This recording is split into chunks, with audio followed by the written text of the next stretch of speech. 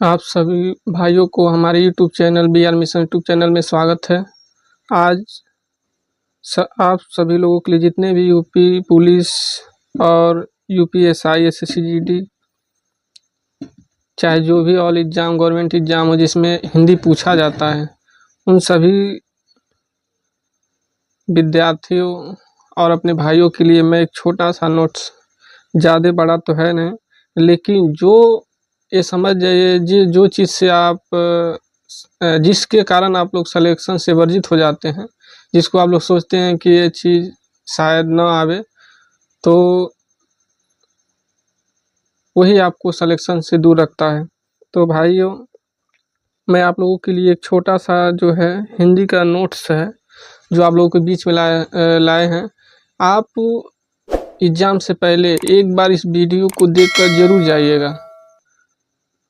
पूरे दिल से कह रहे हैं कि हो सकता है इस वीडियो से जो आप सिलेक्शन से थोड़ा बहुत दूर हैं, हो सकता है आपको वो दूरी कम हो जाए। ठीक है, तो आप लोग इस वीडियो को, हम नहीं कह रहे हैं कि आप इसको पढ़ के जाइए, आप इसको बस याद रखिए, बस एक बार, मात्र एक बार इसको देखिए और दोबारा फिर एग्ज़ाम में आप देखिएगा इसका।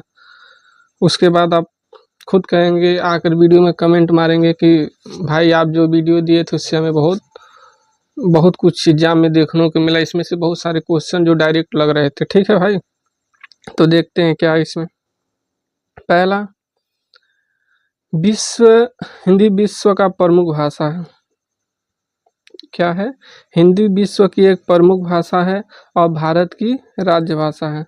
तो ये भी क्वेश्चन डायरेक्टली आएगा कि हिंदी जो है भारत की क्या है, तो आप भारत की ये राज्य भाषा है और विश्व की एक प्रमुख भाषा है। ठीक। दूसरा, हिंदी भाषा का वर्णन भारतीय संविधान के भाग 17 और 8वीं अनुसूची के अनुच्छेद 343, 351 में शामिल किया गया। तो ये भी एक क्वेश्चन बनता है कि हिंदी भाषा का वर्णन संविधान के किस भाग में है। तो हिंदी भाषा का वर्णन जो है संविधान के भाग 17 में है और उसमें कौन पूछेगा, कौन सी अनुसूची, तो अनुसूची 8 में। अनुच्छेद पूछेगा तो 343 से 351 में शामिल किया गया। ठीक। और एक चीज़ और, ये जो हिंदी एक चीज़ और पूछेगा, तो पहले देख लेते हैं। हिंदी को राजभाषा बनाने का प्रस्ताव किसने प्रस्तुत किया। मतलब जो हिंदी भाषा है इसका प्रस्ताव किसने प्रस्तुत किया कि हिंदी भाषा को हमारे राज्य भाषा में ले आना चाहिए। तो गोपाल स्वामी अयंकर ने प्रस्तुत किया। ठीक। दूसरा है हिंदी के विकास का क्रम। मतलब विकास का मतलब जो पहले आया उसके बाद, मतलब टाइप बाय टाइप, मतलब पहले हिंदी आई तो उसी तरह जैसे पहले किसका विकास क्रम, पहले विकास किसका हुआ, पहले संस्कृत का हुआ। संस्कृत के बाद पाली के बाद पहले संस्कृत आया, उसके बाद पाली, उसके बाद प्राकृतिक, उसके बाद अपभ्रंश, उसके बाद अवध, उसके बाद हिंदी। तो लास्ट में हिंदी का विकास हुआ। उसके बाद भारत की प्रमुख भाषा में उनकी लिपियाँ, इसमें कौन सी लिपि भारत की प्रमुख लिपि है। तो देखते हैं। पहला हिंदी जो देवनागरी है। हिंदी भारत की जो प्रमुख लिपियों में से सबसे एक लिपि जो हिंदी है, और हिंदी की लिपि जो है देवनागरी है, देवनागरी। और उर्दू की फारसी लिपि है, अंग्रेजी की रोमन लिपि है, नेपाल की देवनागरी है और पंजाब की गुरुमुखी है। ठीक। उसके बाद एक चीज़ और इसमें बनता है कि देवनागरी लिपि का जो है, इस चीज़ को पहले आप पढ़ते जाए। देवनागरी लिपि का सर्वप्रथम प्रयोग कब किया गया था। मतलब देवनागरी लिपि का सर्वप्रथम प्रयोग कब किया गया था और कहाँ किया गया था और किसने किया, ये भी एक क्वेश्चन बनता है। तो पहले देख लीजिए। देवनागरी लिपि का सर्वप्रथम प्रयोग गुजरात में, तो गुजरात के नरेश जयभट्ट के एक शिलालेख में मिलता है। यानी ये भी होगा कि अगर इसका प्रयोग किया गया तो गुजरात में किया गया होगा, क्योंकि वहाँ के ही राजा जो थे नरेश भट्ट के एक शिलालेख में मिलता है। जहाँ प्रयोग किया जाएगा तो उन्हीं का उसी शिलालेख में प्राप्त होता है। ठीक, उसके बाद है हिंदी भाषा। हिंदी भाषा की कौन सी लिपि है? हिंदी भाषा, देखिए इसमें कुछ एरर है तो उस पर आप ध्यान न दीजिएगा। हिंदी भाषा की कौन सी लिपि है? तो पहले ही बता दें, हिंदी देवनागरी लिपि है। और पहली बात, इसमें क्वेश्चन बनता है हिंदी भाषा की लिपि देवनागरी कैसे लिखी जाती है। तो इसमें ये भी देखिए, हिंदी भाषा जो देवनागरी लिपि है वह बाएं से दाएं लिखी जाती है। आप कहेंगे कि बाएं दाएं कैसे होता है? तो देखिए, जैसे हम लिख लें राम, तो देख लीजिए हमारे हाथ के इशारों को देखिए, तो हम कैसे लिखे राम, तो पहले बाएं से राम तब न लिखा जाती। इसीलिए देवनागरी लिपि जो है तो बाएं से दाएं लिखी जाती। तो हम लोग बाएं से कहाँ गए? दाएं। हम लोग बाएं से दाएं की तरफ जा रहे हैं। ठीक, वैसे इसकी पहचान क्या है? तो इसकी पहचान है, इसकी पहचान ये है,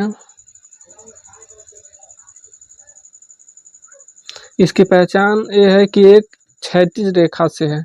मतलब लिखने के बाद जो ऊपर की रेखाएं दी जाती है उसी रेखा को कहते हैं। जैसे हम राम लिखे हैं, एक मिनट, जैसे हम राम लिखे हैं तो इस पर एक रेखा है, उसी को क्षैतिज रेखा से है, जिसे हम शिरोरेखा भी कहते हैं, जिसे हम श्रीरेखा भी कहते हैं। और वो अक्षरात्मक है, इसी को हम वैज्ञानिक लिपि भी कहते हैं। क्या कहते हैं? इसको देवनागरी को ही वैज्ञानिक लिपि भी कहा जाता है। दूसरा, देवनागरी लिपि का विकास क्रम। अब देवनागरी लिपि का विकास कैसे हुआ? डायरेक्टली तो देवनागरी नहीं आया। तो पहले देवनागरी का विकास क्रम देखते हैं। जैसे पहले ब्राह्मी लिपि, उसके बाद गुप्त लिपि, उसके बाद कुटिल लिपि, उसके बाद नागरिक लिपि, उसके बाद देवनागरी लिपि सबसे लास्ट में। तो इसमें कुछ और भी है जिसको हम लोग देख लेते हैं। देखिए, जिस पर हम टिक मार, इस चीज़ पर पहले ध्यान देखें। देखिए, ब्राह्मी लिपि भारत की प्राचीनतम लिपियों में से एक है। ठीक, और यह बाएं से दाएं की तरफ लिखी जाती है। कहाँ लिखी जाती है? यह बाएं से दाएं की तरफ लिखी जाती है। यह मात्रात्मक लिपि है। व्यंजनों में मात्रा लगा कर लिखी जाती है। किसमें? व्यंजनों में मात्रा लगा के लिखी जाती है। ठीक है भाई। उसके बाद फिर आते हैं तो राष्ट्रीय, अब ये भी पूछता है कि हिंदी दिवस कब मनाया जाता है। तो पहली बार राष्ट्र हिंदी दिवस देखते हैं। तो राष्ट्र हिंदी दिवस जो है 14 सितंबर 1949, 14 सितंबर 1949 को पहला राष्ट्रीय हिंदी दिवस मनाया गया। दूसरा मनाना स्टार्ट हुआ। उसके बाद विश्व हिंदी दिवस 10 जनवरी 1975 से। ठीक, उसके बाद देखते हैं नोट। पहला विश्व हिंदी सम्मेलन कहाँ हुआ था? तो नागपुर, भारत में। पहला विश्व हिंदी सम्मेलन कहाँ हुआ था? तो नागपुर, भारत में हुआ था। उसके भारत में विश्व हिंदी दिवस की शुरुआत कब हुई थी? देखिए, क्वेश्चन फंसेगा। इसीलिए हम कहते हैं कि आप लोग जिस टॉपिक को आप लोग इजी समझते हैं, सोचते हैं कि हम इसको नॉर्मली हम लोग इसको क्रैश कर लेंगे, इस क्वेश्चन आ जाएगा, लेकिन यही क्वेश्चन आपको सिलेक्शन से दूर रखता है भाई। और आपके पास कोई भी बहाना नहीं है कि आप कहेंगे कि हमको वक्त कम मिला। देखिए, री एग्जाम हो रहा है, पीपी का री एग्जाम। सपोज करिए ये सिलेक्शन आपको लेना बहुत ही ज़रूरी हो गया है, क्योंकि पहले जो इसके बाद कुछ लोगों का एज निकल जाएगा, वक्त समय के देखिए आज इतनी वैकेंसी निकलने के बाद हम लोग एग्ज़ाम दिए, फिर री एग्ज़ाम के लिए आए हैं।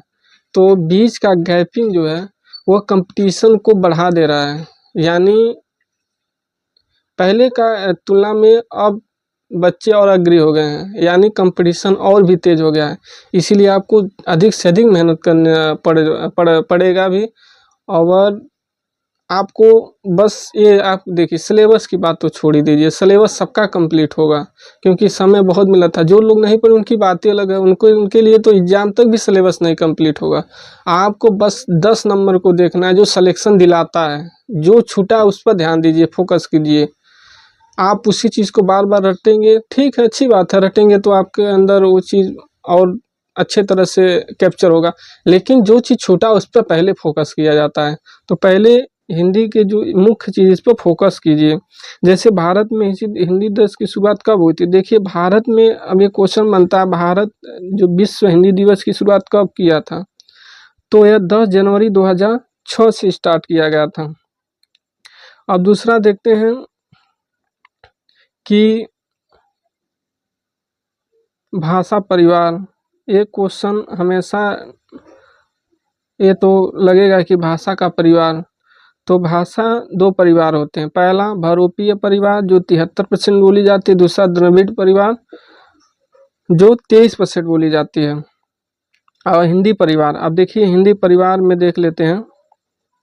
पहला है वर्तमान में हिंदी परिवार में, वर्तमान में हिंदी खड़ी बोली में बोली जाती है और जो हिंदी है भारत की राज्य भाषा है।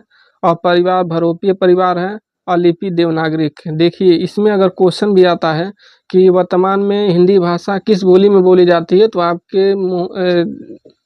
आपका आंसर ये होगा कि आपको दिमाग में रहना चाहिए कि हम लोग खड़ी बोली, यानी हिंदी वर्तमान में हिंदी खड़ी बोली में बोली जाती है। और वर्तमान जो हिंदी है वो भारत की राज्य भाषा है। और हिंदी जो परिवार है, मतलब परिवार तो बहुरूपीय परिवार है। और लिपि में कौन सी है? देवनागरी लिपि है, ठीक है। उसके बाद है बहुरूपी परिवार में कुछ और भी एक्स्ट्रा नॉलेज देखते हैं क्या है। देखिए, बहुरूपी परिवार, इसमें भारत एवं यूरोप में प्रचलित भाषाओं का एक समावेश है। बहुरूपी परिवार जो है, इसमें भारत एवं यूरोप में प्रचलित भाषाओं का समावेश है। इसके अंतर्गत हिंदी, रूसी, उर्दू, फारसी, बांग्ला, जर्मन, फ्रेंच, संस्कृति और ग्रीक इत्यादि भाषा शामिल है, ठीक है। दूसरा द्रविड़ परिवार, दूसरा द्रविड़ परिवार है, तो ये क्या है? इसमें कौन कौन सी भाषा बोली जाती है? तो इसमें दक्षिण भारत में भाषाओं का यह समावेश किया गया। इसके अंतर्गत तमिल, कौन सी भाषा? तमिल, तेलुगु, कन्नड़, मलयालम आदि भाषा शामिल है, ठीक है। उसके बाद देखते हैं, आप लोग का ज़्यादा वक्त जाया ना करके हम वीडियो को जल्दी से जल्दी कंप्लीट करने की कोशिश कर रहे हैं। और कोई भी चूक हो तो भाई आप इस पर इग्नोर करके आप अपने स्टडी पर ध्यान दीजिए। आपको बस हमारे बोलने के तरीका पर मत जाइएगा, आपको बस नोट्स में जो लिखा उसको पढ़ना है। हम क्या बोल रहे हैं उस पर ज़्यादा फोकस ना करके आप लिखे हुए चीज़ पर फोकस करिए, क्योंकि सिलेक्शन वो दिलाएगा, ना कि हमारा बोला हुआ चीज़। क्योंकि हम कोई सामने से बोलना और नोट्स में पढ़ाना दोनों बहुत डिफरेंट होता है, ठीक है। तो आप इस पर देखिए, राजभाषा आयोग ने, अब पूछेगा राजभाषा आयोग ने संविधान के अनुच्छेद में जो 344 के ए में शक्तियों का प्रयोग करते हुए 7 जून 1955 में शामिल किया। मतलब राजभाषा के रूप में कब शामिल किया? तो 7 जून 1955 में। किसके साथ? अनुच्छेद 344 के ए के तहत, ठीक है। उसके बाद देखिए, एक टॉपिक तो निकल गया। अब दूसरा टॉपिक है वर्णमाला। वर्णमाला बहुत ही, इसमें से हम खुद यूपी का एग्ज़ाम जो दिए थे, हमारा गोरखपुर में एग्ज़ाम हुआ था और बहुत सारा क्वेश्चन इस जैसे उसी के मैंने एग्ज़ाम को ही पूरी तरह से रीड करके ही मैंने इस वीडियो को बनाया है, ताकि आपको कोई प्रॉब्लम क्रिएट ना हो। क्योंकि देखिए, एग्जामिनर कहीं हम लोग से भी अधिक सोचता है, वो हम लोग से भी उनके कैपेसिटी होती है, क्योंकि वो सारे चीज़ को कैप्चर करते हैं। उनको दिखता है यूट्यूब पर क्या पढ़ाया जाता है, टीचरों ने क्या पढ़ाया, उस चीज़ से अलग वो सोचते हैं कि बच्चा वहाँ स्टडी करने के बाद एक्स्ट्रा क्या पढ़ा है। तो 10 नंबर सिलेक्शन आपको खुद खोजना होगा क्वेश्चन, जो कि किसी टीचर के पास नहीं है, वो कोई टीचर आपको प्रदान नहीं करेगा। 10 नंबर एग्जाम 10 नंबर जो है आपको सिलेक्शन से दूर कर रहा है, वो आपको खुद स्टडी करना होगा, आपको खोजना होगा, आपको सारे टीचरों से अलग सोचना होगा। जैसे एग्जामिनर बहुत अलग सोचता है कि हमको कहाँ से ढूंढें कि बच्चा की कैपेसिटी को पता लगे। जिस तरह अगर सपोज करिए कोई क्राइम हो भी जाता है तो सीआईडी वाले एक अलग एंगल से उसको चेक करते हैं कि आखिर मुजरिम कहीं ना कहीं कुछ छुपाया होगा। तो उसी तरह से हमारी सोच और एग्जामिनर की सोच दोनों में बहुत कुछ अंतर है। तो आप ये अलग तरीके से सोचिए, ठीक है। अब देखिए वर्गमाला। वर्गमाला में पहला है भाषा की छोटी इकाई। तो भाषा की सबसे छोटी इकाई जो होती है वर या ध्वनि होती है। भाषा की सबसे सार्थक इकाई, सार्थक में होता है सहयोग, तो सार्थक में शब्द होता है, तो सार्थक इकाई शब्द होता है। पहला लिखित है जो वर्ण है, दूसरा मौखिक ध्वनि है। उसके बाद वर्ण जो वर्ण के भेद क्या है, तो वर्ण की देखिए वर्ण के भेद दो हैं, कौन कौन से, तो पहला है लिखित, दूसरा है मौखिक, ठीक है। नहीं सॉरी, वर्ण के भेद दो हैं। वर्ण की संख्या 52 है, ठीक। पहला स्वर, दूसरा व्यंजन। वर्ण की संख्या कितनी है, 2। पहला बोलेंगे स्वर तो दूसरा व्यंजन।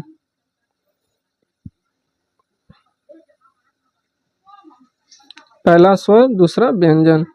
और इसमें भी एक चीज बनता है,